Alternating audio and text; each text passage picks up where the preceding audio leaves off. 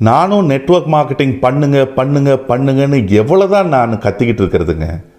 ஏங்க, தமிழ்நாட்டில் இன்றைக்கி வேலை வாய்ப்பு ரொம்ப கம்மியாயிட்டே வருதுங்க.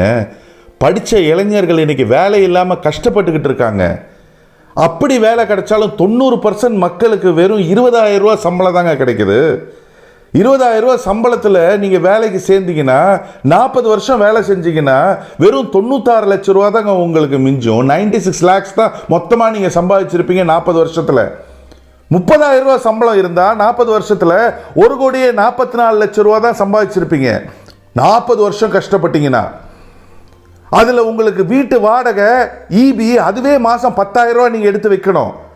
அப்படி எடுத்து வச்சிங்கன்னா 40 வருஷத்தில் 48 லட்சம் ரூபா அதில் நீங்கள் கட்டியிருப்பீங்க. மீதி இருக்கிறது வெறும் 96 லட்சம் ரூபா தான். அது தவிர மல்லிகை ஜாமான், அதுக்கப்புறம் கேஸு எக்ஸெட்ரா அது ஒரு 10,000 ரூபா வச்சுப்போம் மாதம். 40 வருஷம் நீங்கள் செலவு பண்ணியிருந்தீங்கன்னா 96 லட்சத்தில் திருப்பி 48 லட்சம் ரூபா கழிஞ்சிரும். அப்போ மீதி இருக்கிறது வெறும் 48 லட்சம் ரூபா தாங்க. அதுக்கப்புறம் பெட்ரோலு, அந்த வண்டியோட மெயின்டெனன்ஸு, அதெல்லாம் ஒரு 5,000 ரூபா எடுத்துப்போம். அப்படி 40 வருஷம் நீங்கள் செலவு பண்ணியிருந்தீங்கன்னா அதில் ஒரு 24 லட்சம் ரூபா கழிஞ்சிரும். அப்போ மீதி இருக்கிறது வெறும் 24 லட்சம் ரூபா தான். அதுக்கப்புறம் பிள்ளைங்களுடைய எஜுகேஷனு, ஹாஸ்பிட்டல் செலவு, அது தவிர ஏகப்பட்டது இருக்குது. அது ஒரு 5,000 ரூபா வச்சுப்போம். 40 வருஷம் பார்த்தீங்கன்னா அது ஒரு 24 லட்சம் ரூபா. மீதி இருக்கிறது ஜீரோ.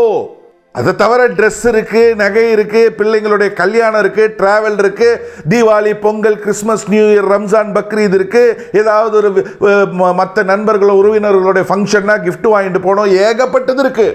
திடீர்னு வீட்டில் ஒரு எமர்ஜென்சி, பெரியவங்களுக்கு பெற்றோர்களுக்கு உடம்பு சரியில்லைன்னா ஆஸ்பத்திரி செலவு. இன்றைக்கி ஆஸ்பத்திரிலாம் போனால் லட்சங்களில் எடுத்து வைக்கணும். ஏற்கனவே ஜீரோ. என்ன பண்ணுவீங்க? எங்கே போவீங்க?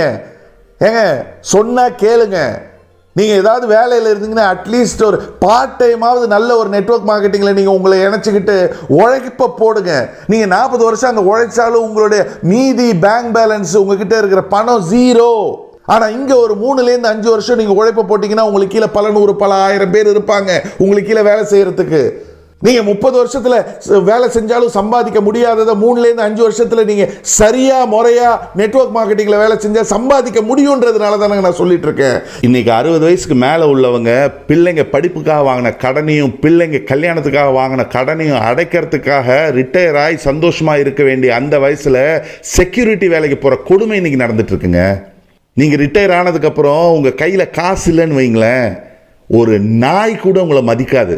அப்புறம் தானே பிள்ளைங்க. ஏங்க புரிஞ்சுக்க மாட்டேங்கிறீங்க? இதுக்கு மேலே என்னால் உங்களுக்கு எப்படி புரிய வைக்கணுன்றது தெரியலங்க. வணக்கம்.